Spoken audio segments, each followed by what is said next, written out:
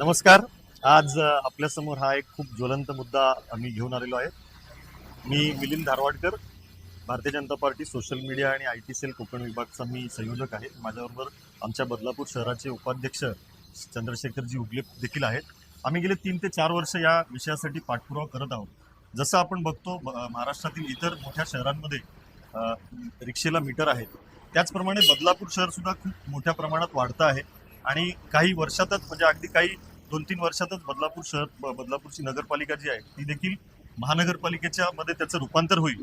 त्यामुळे बदलापूर शहरातले रिक्षा जे आहेत त्यांना सुद्धा मीटर कुठेतरी लागले गेले पाहिजेत. ज्याचं परिपत्रक ऑक्टोबर 2021 ला परिवहन विभाग कल्याण यांच्यामार्फत जारी केलं गेलेलं आहे आणि त्याच्यामध्ये त्यांनी म्हटलेलं आहे की 1 किलोमीटरसाठी जोपर्यंत बदलापूर शहरामधल्या रिक्षांना मीटर लागत नाहीत तोपर्यंत 12 रुपये प्रति किलोमीटर असे त्याचे दर आहेत.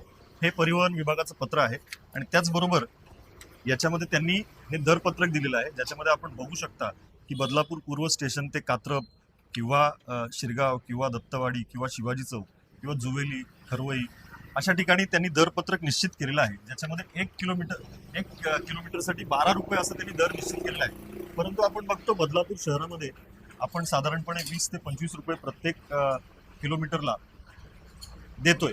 तर नागरिकांना याच्यातनं दिलासा मिळावा एवढीच आमची याच्या मागची भावना आहे आणि त्याच्यासाठी आम्ही आमच्या राज्याचे मुख्यमंत्री आदरणीय देवेंद्रजी फडणवीस, त्याचप्रमाणे परिवहन मंत्री प्रतापजी सरनाईक आणि आमची मुरबाड विधानसभेचे कार्यसम्राट आमदार किसन कथोरे साहेब आणि आमच्या कुळगाव बदलापूरच्या नगराध्यक्षा ऋतुताताई घोरपडे यांना विनंती करू की यांनी या प्रश्नामध्ये थोडंसं लक्ष घालावं, जेणेकरून बदलापूर शहरात लवकरात लवकर रिक्षाला मीटर बसतील.